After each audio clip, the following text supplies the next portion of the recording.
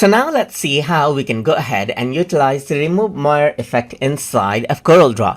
So to do that, I'm going to go around onto the File menu and then go around onto Import right here.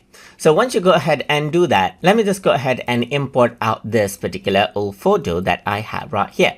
So now in order to go ahead and apply the Remove Moire effect to it, I'm going to go around under Effects and then I'm going to go around under Noise. And over here you can see that Remove Moire is an option.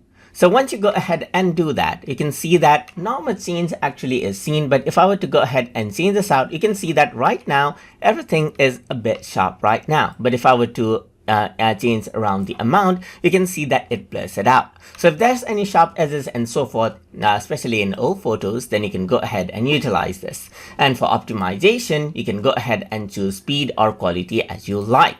So you can see that if there's any noise, small and so forth, you can go ahead and change around the DPIs right here, just like this as well, right here as well. So let's say, for example, I'm going to go for 100, and then you can see that I can change around the size of it, just like this. So let's just go around onto 500, then you can see the noise right here, just like this.